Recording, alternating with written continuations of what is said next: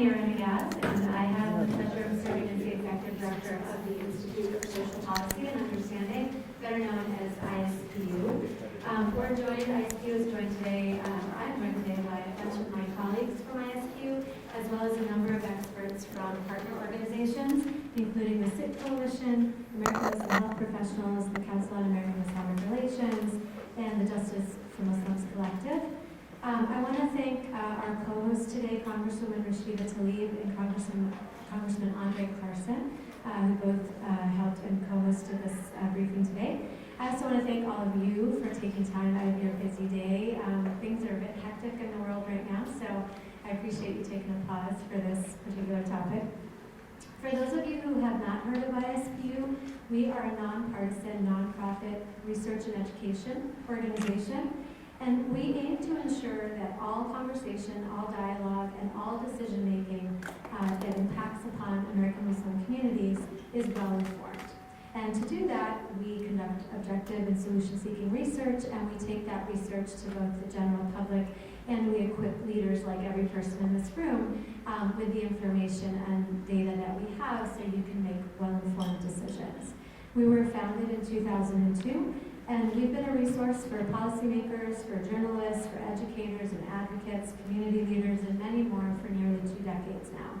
All of our research is available online at www.ispu.org for free, so feel free to peruse our website, and you'll find a lot of the stuff that we'll be presenting today. Today we're going to be examining religious-based bullying and discrimination, looking at its size and scope, who's affected, what are the drivers and predictors, and what are some of the outcomes of this type of bullying and discrimination. And it's obviously a very timely and critical discussion. We know from our research at ISPU that certain religious groups, including Muslims, are disproportionately affected by religious-based bullying and discrimination. We also know from our research that anti-Muslim sentiment ticks up during election years.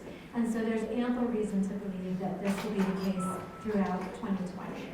In fact, 2016, our last federal election year, saw historic high levels of anti-Muslim hate crimes as reported to the FBI, even higher than levels after 9/11. And we've seen a lot of similar negative sentiment towards other religious groups. And this obviously impacts the way not only that adults relate to each other, but the way that students relate to each other, and indeed the way adults relate to students.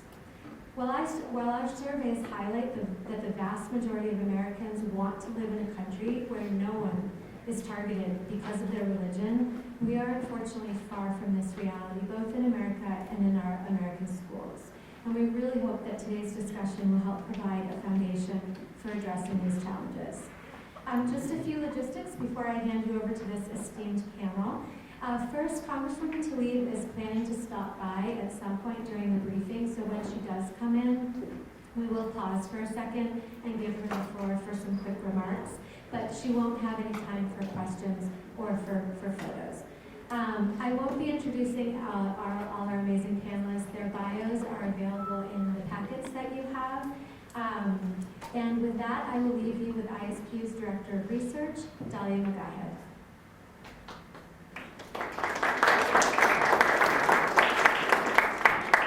Thank you so much. Thank you, Mira. Thank you all for being here. My job today is to be both the moderator of this panel and also to set the context with our research on what we're talking about, religious-based bullying. Now, as Mira mentioned, around election cycles, anti-Muslim hate crimes do tend to spike. We hear a lot about how hard things are in terms of Islamophobia, and it might lead us to the conclusion that most Americans harbor anti-Muslim sentiment. So the first thing I want to actually correct about that or set straight is that is actually not the case. So what we found is that 22% of the American public in 2019 said they had unfavorable views of Muslims. So a minority, 22%, 35% said they had favorable views, and 41% said they had no opinion. So it's an important point because it's very dangerous to believe that the American public as a whole is generally anti-Muslim. There is a significant minority of people who are very loud and also tend to be very organized. Now, a lot of times we believe that Islamophobia, anti-Muslim sentiment, is the organic result of terrorist attacks carried out by a Muslim in the name of Islam. This is what most people attribute Islamophobia to. And the answer, and the reality is it's a lot more complicated. So 9/11 is usually what's blamed for Islamophobia today. But what we found in research from lots of different sources is that according to the Pew Research Center, public opinion about American Muslims actually improved slightly directly after 9/11 versus what it was right before. And when does public opinion become most negative toward Muslims? Is it after a terrorist attack carried out by a Muslim? The answer is actually no. After the Boston bombing, after the Pulse shooting, there was no change in the public sentiment about the association of Islam and violence. Where does the public spike in their perception that Islam is more violent than other religions? It's in the run-up to the Iraq War and around election cycles, especially among Republicans. So Islamophobia is not simply an organic, regrettable outcome of bad Muslims doing bad things. It is a tool of political manipulation.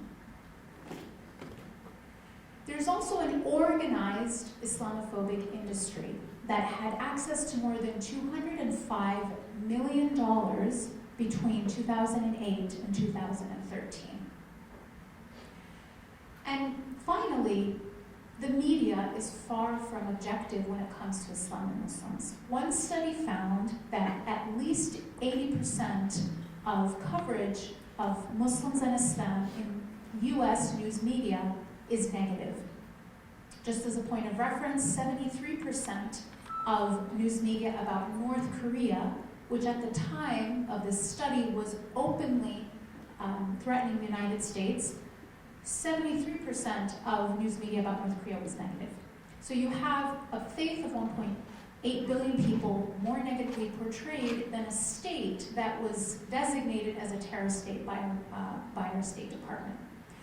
Another study found that over the past 25 years, so predating 9/11, the New York Times portrayed Islam and Muslims more negatively than cancer and cocaine.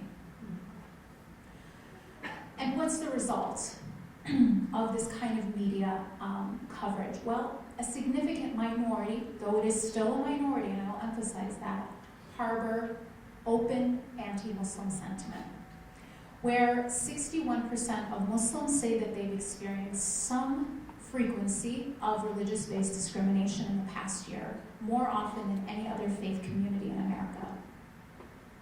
And among Muslims, the most vulnerable are targeted. So women, much more likely than men, to say that they've been targeted for religious-based discrimination, and young people, more likely than older folks. But it doesn't just limit, this kind of targeting is not limited to adults. 42% of Muslim families with children in the K through 12 system say that their child was bullied at some frequency in the past year for their faith, more often than any other faith community. And what's really alarming, I think, is that 1 in 4 of the bullying cases involved a teacher or administrator as the bully. So this is not just children bullying children, but in some cases even adults bullying children.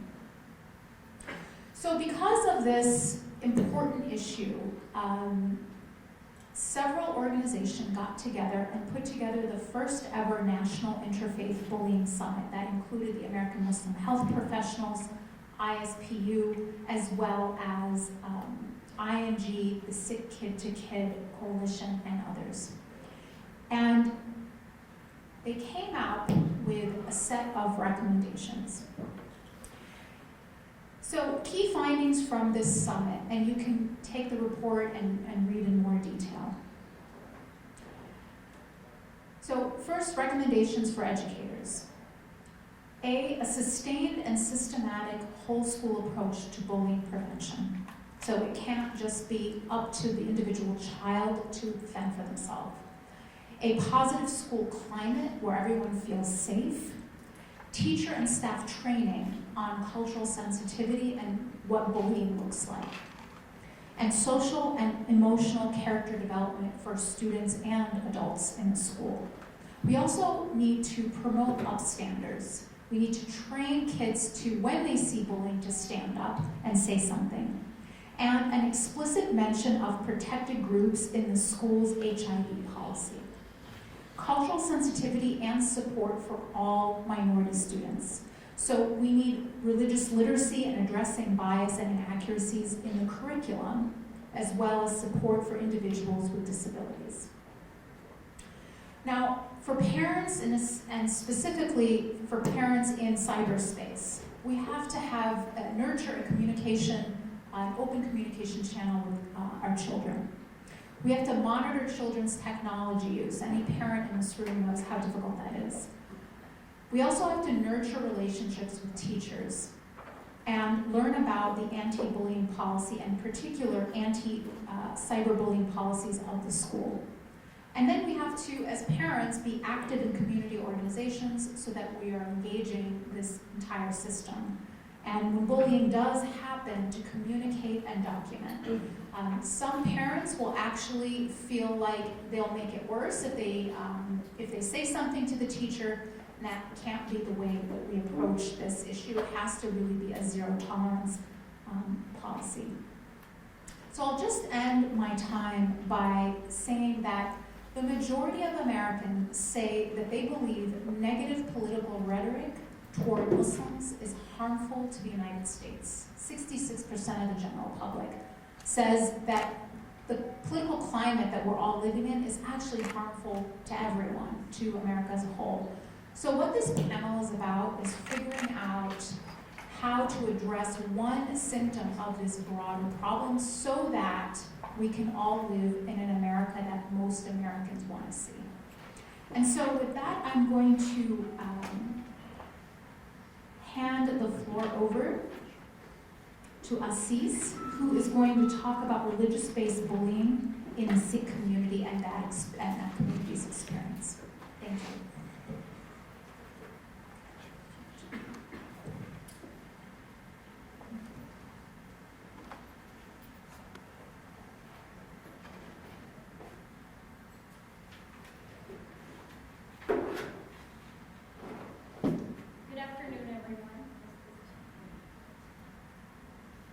Hello, there we go. Good afternoon, everyone, and thank you so much for coming today. I am reminded of the quote by Dr. Martin Luther King Jr. He says, "The time is always right to do what is right," and I believe that's exactly what brings us here today, because we're here for the right reasons, to do the right thing. Osama, you stink. Have you taken a shower? We don't want you here. Go back to your country. You look like you have a bomb on your head. These are only some of the verbal assaults that my family dealt with as my own little brother went through school in Georgia. And sadly, this is a pretty normal experience for many religious minorities across the country. And when the root problems of hate and bigotry go unaddressed, they can have truly deadly consequences.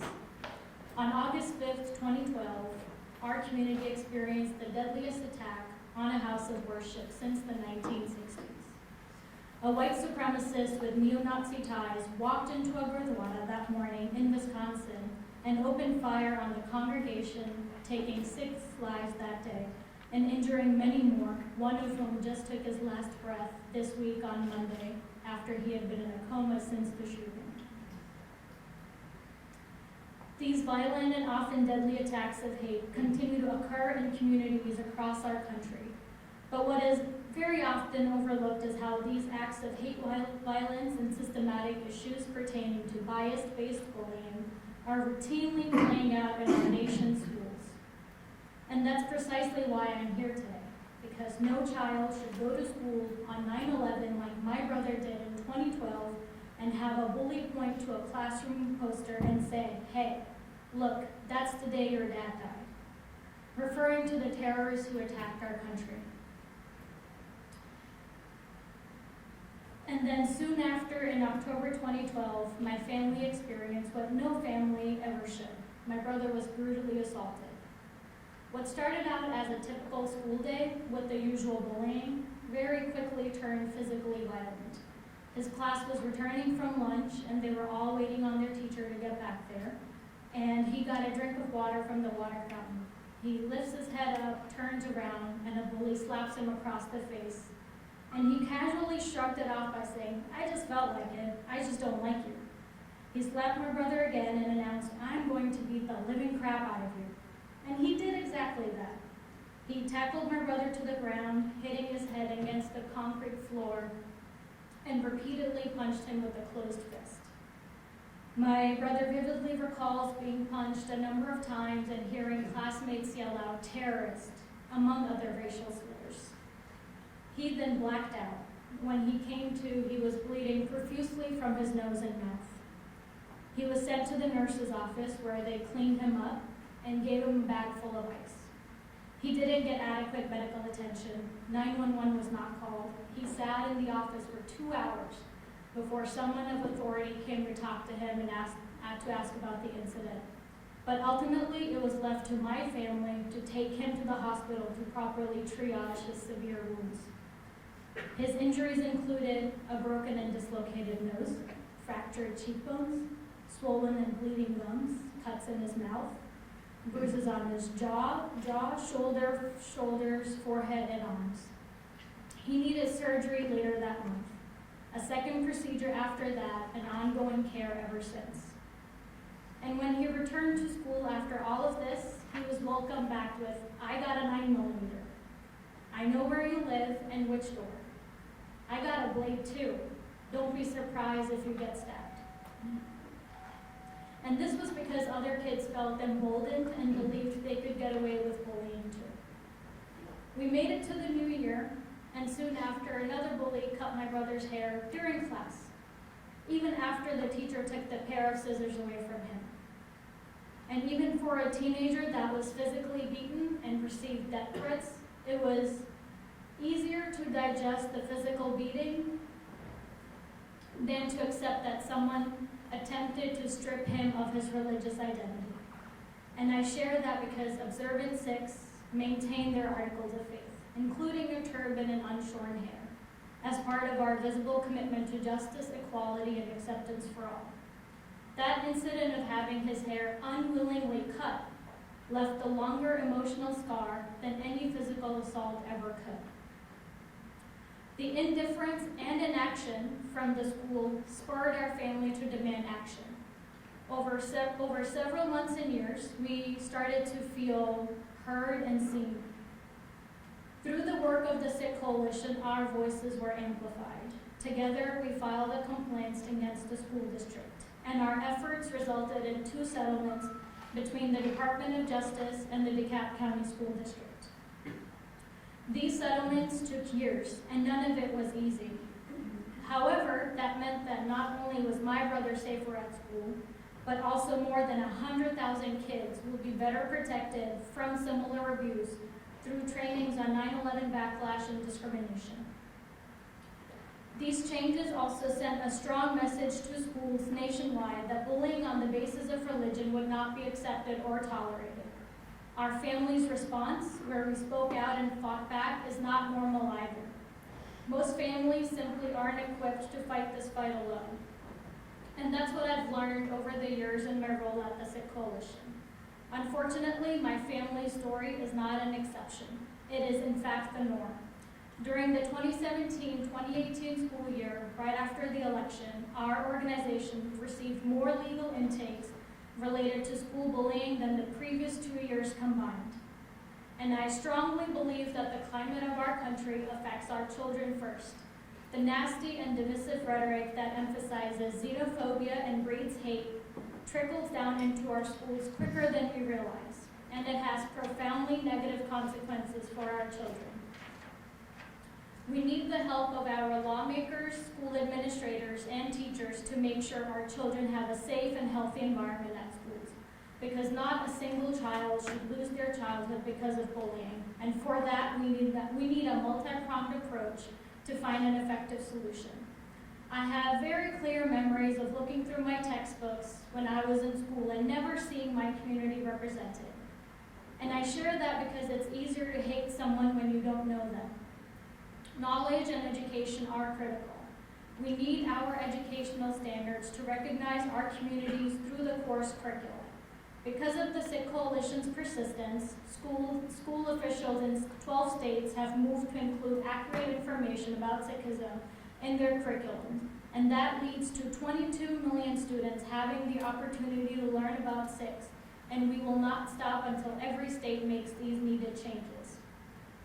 We also need professional and development training emphasizing inclusivity for school staff so they can better address these problems.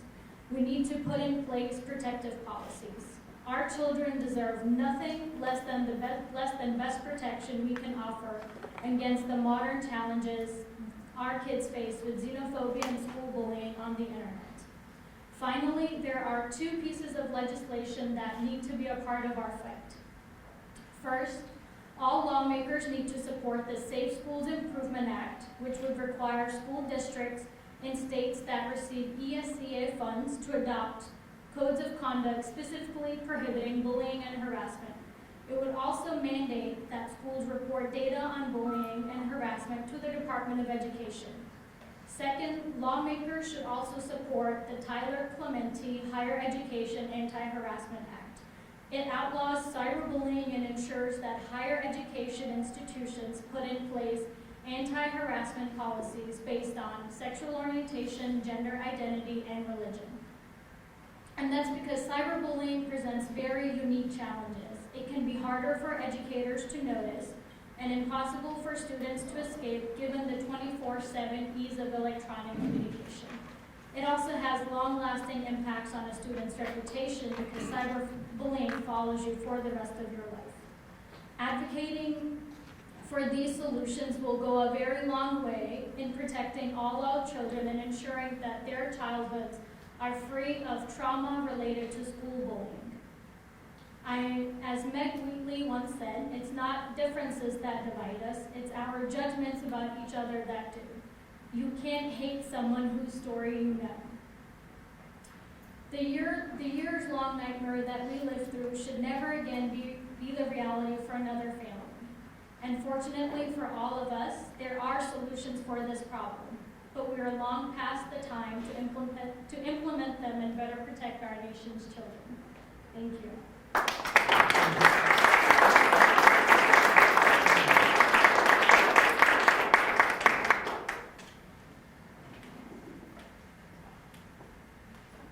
Thank you so much, Aasees, for that moving testimony.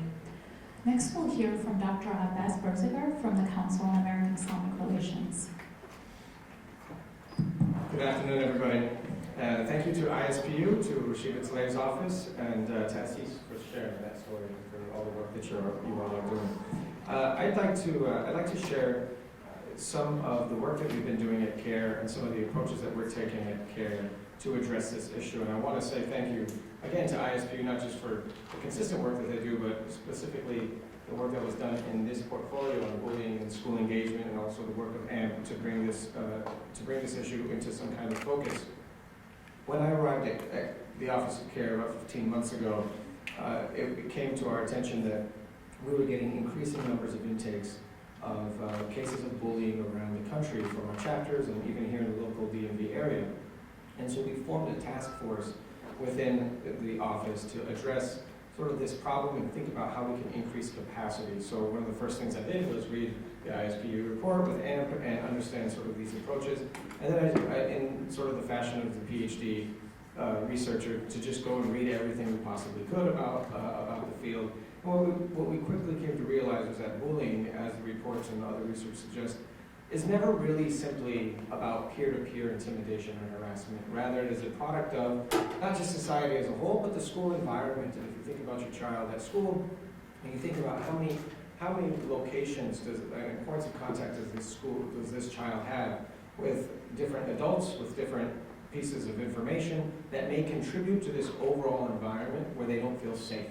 And so school engagement, school climate quickly became the kind of language we started using to talk about what leads to bullying. So bullying then we look at it as a kind of symptom. And the more and more that we reviewed and thought about that from a child's experience, we realized that, okay, you have peer-to-peer bullying. What is happening there? What are the mechanisms in place to address that? And you also have this issue of lack thereof, or competency, cultural competency, or the lack thereof on behalf of staff and teachers. And then you have this issue of curriculum itself. So we sort of separated these out, and these are the three categories or three buckets that we began to proceed to experiment through a year-long pilot program now. It's about a year long now, where we are trying to increase our learning about what's happening with students. So we're on the bullying side, on the peer-to-peer contact, we are implementing pilot surveys across our network. So in different states, we're implementing surveys, working with community members to get some data about some more details about how this bullying takes place. And a number of our chapters are already doing some of this work. So we are working with them to optimize the survey, get around the methods and try to maybe streamline that surveying process so we can get more data. CAIR Dallas, Fort Worth area, just published a report last week.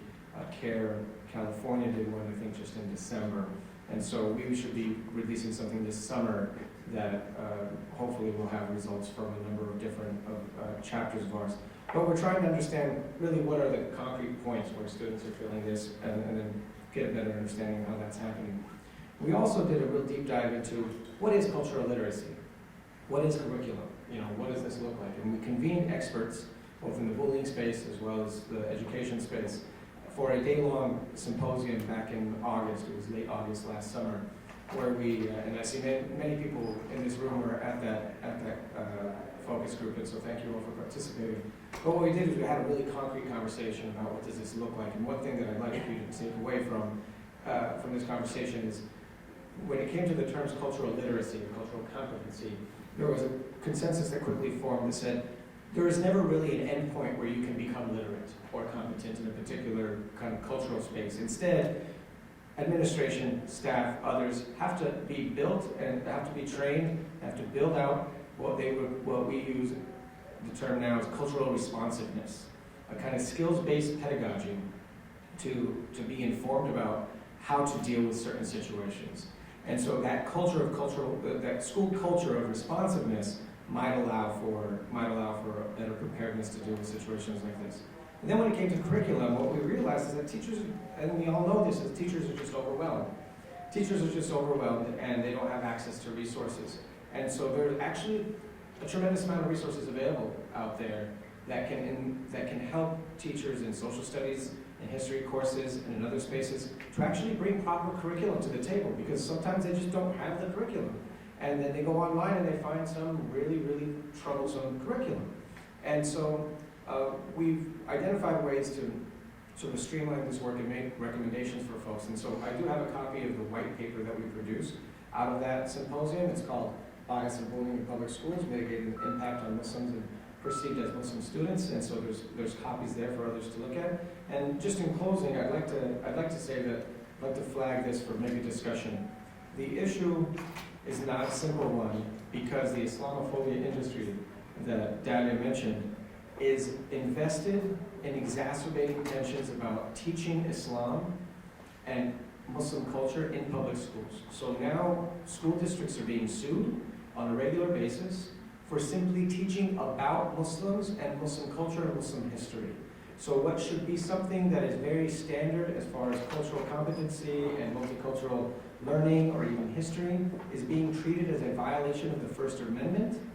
School districts are being sued, and people do not know how to respond to this. And so I can talk a little bit about the political pushback in that space, and hopefully in discussion. Thank you. Okay, thank you so much, Dr. Abbas. Dr. Rukhsana Chaudhry? All right, we'll stop for Congresswoman Rashida to address us now. Hi everyone, salam alaikum. Sorry, cases. Sorry, you're just been really busy. Assalamu alaikum. Bismillahirrahmanirrahim. I want to thank all of you so much for doing this. When I see communities of color here on the Hill, it feels a little bit more home. So I appreciate you all being here and talking about the important issue. You all know religious minority students are common targets of hate-related speech, as well as harassment, intimidation, bullying in schools. I have so many young people that tell me they're on various websites because they're speaking up for Palestinian human rights, or they're being targeted just because they're speaking about against war. Just being against war, but being Muslim and being directly criticized and targeted because of that, and somehow their voice is not needed when they talk about these issues. But you all know ISPU study, and I'm sure you guys are getting into it, is very profound. And for folks that don't know the history of ISPU, it came about, and all of a sudden it was doing studies on auto manufacturing. Do you remember the bailout? You probably don't remember. They were doing other things around young people in masjids. I would say masjids, but I'm in the Jama. I'm American, so yeah, I know, right? We say Jama. I only say mosques because of the history there. But these mosques are very much seeing folks within our own community maybe not going there, not feeling welcome. It's so much truth in what they do, even making our community put a mirror up and say this is what's going on with our own community. And I think that's really, really critically important. So I do want to commend you all for doing that. Again, as somebody that was very much an activist growing up and kind of watching being treated differently solely based on my views, but it's my lived experience as being Muslim in America, but also my lived experience being a child of Palestinian immigrants, and for me to be able to express exactly what's happening in my family and everything, that it's valued equally in the space and not being used to target or discriminate against our folks. So thank you all so much. It's been a tremendous journey this last year. It's a love-hate relationship, sis. But it's moving forward in that I'm trying to, again, be unapologetically myself and be free in my thoughts here. But if I'm experiencing what I'm really experiencing last year and just even this week, I can't imagine what our other folks are experiencing at university campuses and high schools and all over the country. So thank you all again so much, and thank you all for your expertise and showing people that we're really smart and that we care about so many other things that sometimes are not the stereotypical things that they think that we care about. So I appreciate that very much. Thank you so much, everyone. Assalamu alaikum.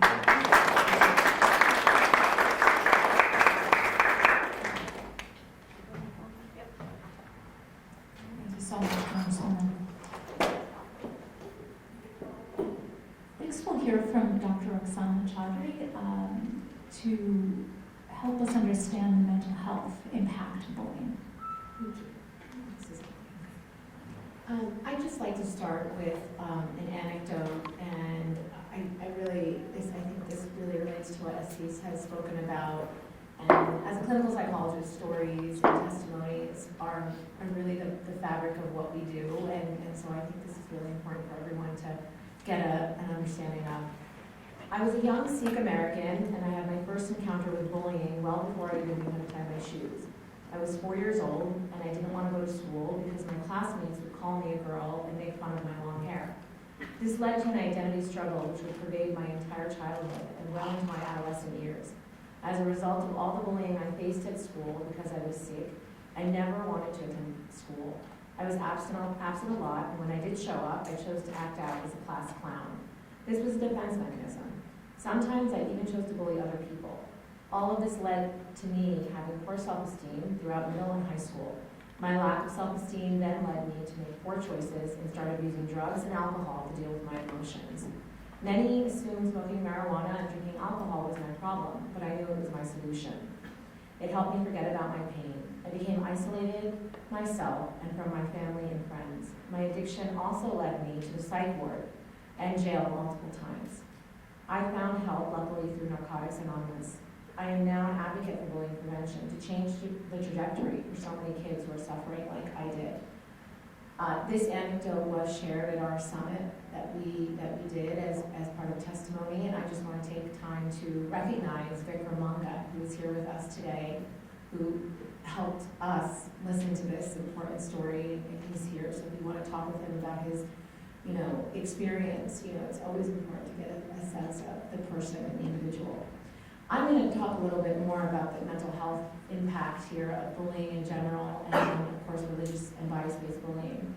What we know about kids who experience bullying is that depression, anxiety, increased feelings of sadness and loneliness, changes in sleep and eating patterns, and loss of interest in previously enjoyed experiences occurs, and this persists throughout their adulthood. There is something that's recently been named and labeled, which is an adult post-bullying syndrome.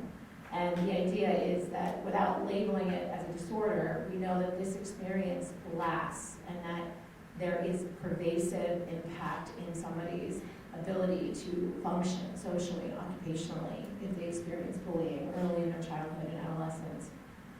We know that people who have experienced bullying, and this is in many forms, do have long-term outcomes of having health issues and health complaints, and also decreased academic achievement overall over time. A very small number of bullied children might retaliate through extremely violent measures.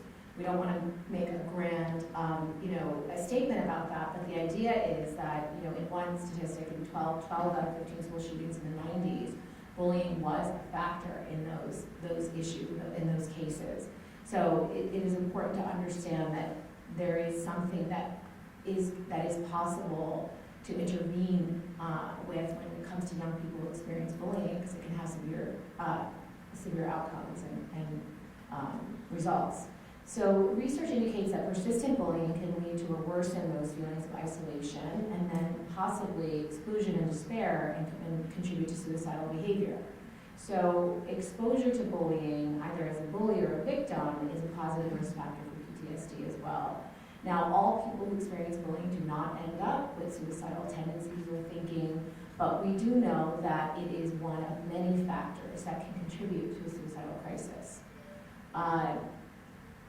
So in understanding religious and bias-based bullying and what we're here to discuss today, first we want to link religious-based bullying to the idea of bias in general. We know that bias in general is usually a contributor to bullying. It can be a bias in a social construct, or it can be a bias in a racial or ethnic kind of element or gender. So because of that, we know that people in all aspects of bullying are affected. This is the person who's bullied, this is the person who does the bullying, and oftentimes that gets conflated together in one person's experience where they are bullied and become the bully. So all those different groups are at increased risk for depression. And it's important to understand that without intervening there, that depression, of course, can linger and become worse and show up in adulthood. A recent study completed in 2018, published in the Journal of Psychology of Violence, found that youth who experience multiple bias-based bullying incidents experience more negative outcomes and higher levels of school avoidance and fear when experiencing more than one type of bias-based bullying. So this is in contrast to having one experience of bullying where there might be one bias involved. But when it comes to religious-based bullying, we do need to understand that there's multiple factors that sort of become part of the bias. We know that there's ethnicity, maybe there's gender, maybe there's religion. All of that coming together is really a multiple bias experience.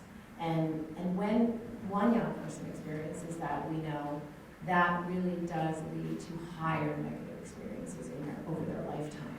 So, as a clinical psychologist, and the reason we brought together the summit, originally we decided that intervention, whether it's on a social scale or in in few communities that we can have be involved would be the most important way to reduce the overall mental health impact on our children and our youth from various ethnic and religious minorities.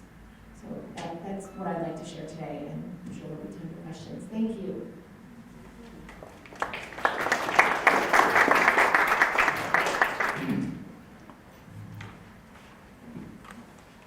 Thank you so much, Dr. Rukhsana. Next, we'll hear from Dr. Nina Daoud, who will talk about the intersectionality of bullying, religion, race, and socioeconomic class.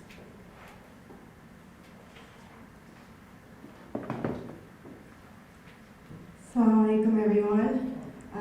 Thank you so much to ISPU for inviting me here this afternoon. I really appreciate how they put together this panel. I think so many of our approaches to understanding bullying and discrimination have so many different parallels, so I thought this was like a great event.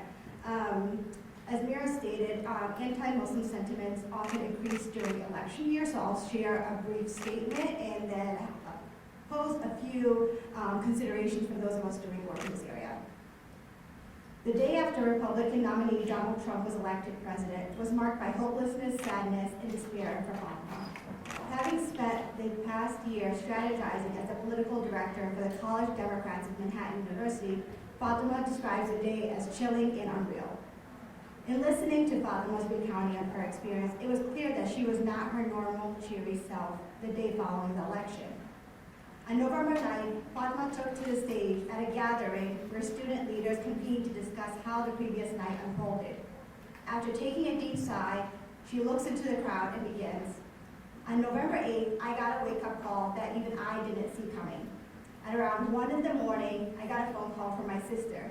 She's a freshman at California University, and she woke up to 4 to 5 young men banging on her door, demanding that she and her roommates, who are also Muslim, leave because this is now Trump's territory. My parents, being a 6-hour drive away, me being a 6-hour flight away, could only do what we could, which is just to call the campus police, console her on the phone, and pray. This short but powerful speech, decorated with deliberate pauses, evokes strong emotions and offers some solace for a group of students who, over the past several years, have been the target of increased discrimination due to the rise of rhetoric put forth by President Trump and his supporters. Fatima, the eldest of 6 and a first-generation American born to Somali immigrants, is not the only student who has these experiences. In the months leading up to and following the 2016 presidential election, I spoke to dozens of students, many of whom are women who are both Black and Muslim, who have experienced this type of discrimination on an interpersonal level. For decades, Muslims have been subject to increased surveillance, detainment, discrimination, and suspicion, facing acts ranging from subtle and overt microaggressions to hateful speech. In a report commissioned by the Committee on Educational Labor, the U.S. Government Accountability Office found that approximately 1 in every 5 hate crimes reported to law enforcement in 2017 were motivated by religious bias. This has been particularly an issue on college campuses, where the number of religious-based hate crimes reported to the federal government has nearly doubled between 2009 and 2017. Given the contentious issues in relationship between many religious minorities and law enforcement, it is likely that this number is severely underreported. Nonetheless, we have seen a rise in religious-based bias, bullying, discrimination aimed at Muslims and those perceived to be Muslim. Yet, as we know from post-colonial scholar Edward Said, Islamophobia is not an isolated form of marginalization. Like modern anti-Semitism and other forms of religious hate crimes, Islamophobia is a byproduct of Orientalism and colonialism, all of which reproduce and produce oppression of other populations. In addressing Islamophobia, it is important for us to understand systems that reproduce interlocking forms of oppression and move beyond just some of these interpersonal challenges. When looking at the experience of Black Muslim women, I drew on a more expansive definition of Islamophobia that includes some of these structural forms. As put forth by the Justice for Muslims Collective, structural Islamophobia is a phenomenon meant to articulate contrived hate and fear of Muslims that is built into structures of the state and society for the pursuit of power. People often ask me why I focus my study on women, and that is because mainstream experiences around Muslims tend to be focused on men, and the same is the case for Black populations. Yet there is a distinct experience that comes from being a woman, which has been defined by the Justice for Muslims Collective as gender Islamophobia and depicts us, Muslim women, as cultural representatives of Islam and Muslim communities, while simultaneously depicting us as inherently oppressed and lacking in any individual collective agency. As my colleagues and I continue to do work in the Muslim community to mitigate religious-based bullying and discrimination, it is important to expand our understanding of these acts of Islamophobia beyond those that are solely caused by individuals on an interpersonal level, but also ones that are deeply entrenched in rhetoric and repeatedly perpetuated by institutions and structures such as colleges and universities and K-12 schools. And for us to really address the root causes of religious-based bullying, we must look to historical issues that have resulted in the structures that were created that resulted in us getting to this point. None of us have all of the answers today, but this is the start of a very important conversation that needs to be continued to be had as we move forward in an increasingly tense socio-political climate. Thank you.